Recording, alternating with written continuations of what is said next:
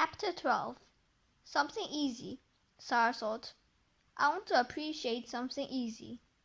From a distance, Sara could see her next-door neighbor's dog frolicking in the snow. He was leaping and running, then rolling on his back, obviously happy to be alive. Brownie, you're such a happy dog.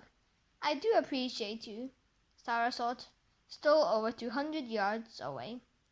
At that moment, Brownie began running towards Sara as if she were his master and had called his name.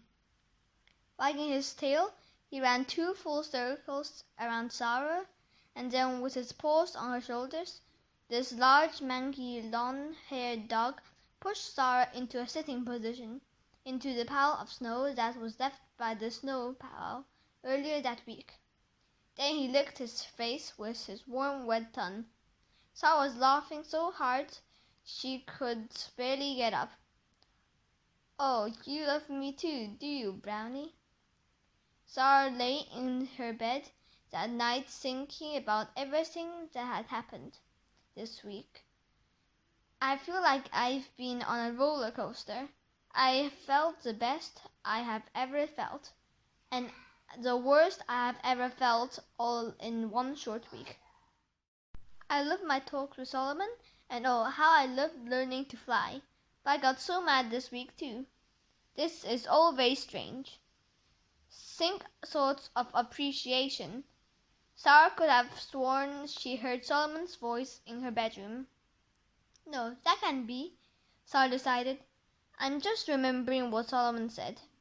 And with that, Sara rolled over onto her side to ponder. I appreciate this nice warm bed, that's for sure, Sara thought as she tucked the blankets up over her shoulders. And my pillow, my soft, snuggly pillow. I do appreciate this, Sara thought, wrapping her arms around it and burying in her face. I appreciate my mother and my father and Jason too. I know, Sara thought. I don't think I'm finding the feeling place. Maybe I'm just too tired. I'll work on this tomorrow. And with that last conscious thought, Sara was sound asleep. I'm flying again! I'm flying again! Sara shouted as she soared flying over her house. Flying isn't exactly the best word for this, she thought. More like floating. I can go anywhere I want to go. With no effort at all, but just by identifying where she wanted to be, Sara moved easily across the sky, pausing now and then to examine something she hadn't noticed before. Sometimes swooping very close to the ground and then lifting back up again, up, up, up. She discovered that if she wanted to go down, all she had to do was stretch one toe towards the ground, and down she would go. When she was ready to go back up again, she looked upward and up she would go. I want to fly forever and ever, Sara decided. Let's see, Sara puzzled. Where should I go now? Sara moved along way up over her little town, seeing the lights blinking off here and there as family after family, house after house, settled in for the night. It was beginning to snow very lightly, and Sara was thrilled at how warm and secure she felt, floating about in the middle of the night in her bare feet and flannel nightgown. It's not cold at all, Sara noticed. Nearly every house was dark now, and the town's sparsely placed streetlights were glowing. But on the far side of the town, Sara could see one house still lit up, and so she decided to go there to see who was still awake.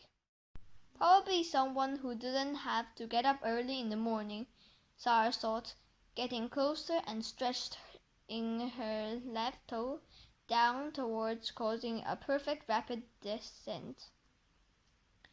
She dropped down to a small kitchen window, glad that the curtains were open so she could peek inside. And there, sitting at the kitchen table with papers spread all over the place, was Mr. Jorgensen, Sara's teacher. Mr. Jorgensen was methodically picking up one paper, reading it, then another, then another. Sara was transfixed as she watched him. She seemed to be so serious about whatever he was doing.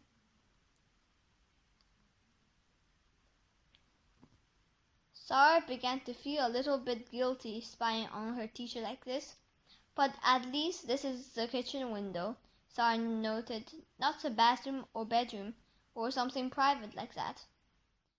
Now Mr. Jorgensen was smiling, seeming to really enjoy whatever he was reading.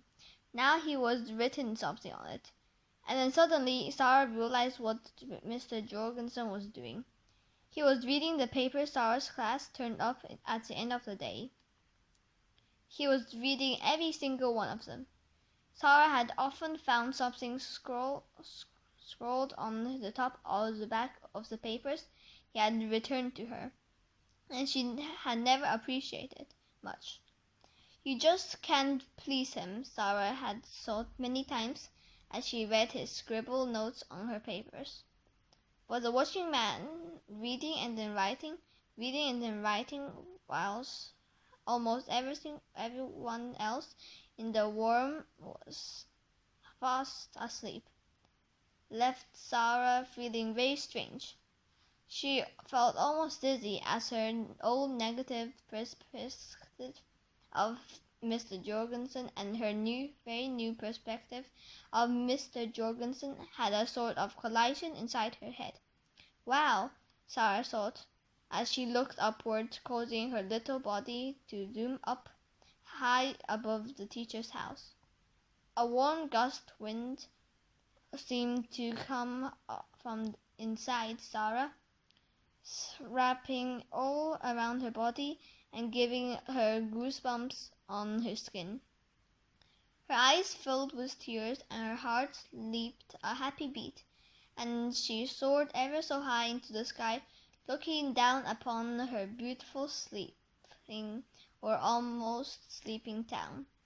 I feel appreciation for you, Mr. Jorgensen, Sara thought as she made one last swoop over his house and headed home. And as Sara looked back at Mr. Jorgensen's kitchen window, she felt sure that she saw him standing there, looking out.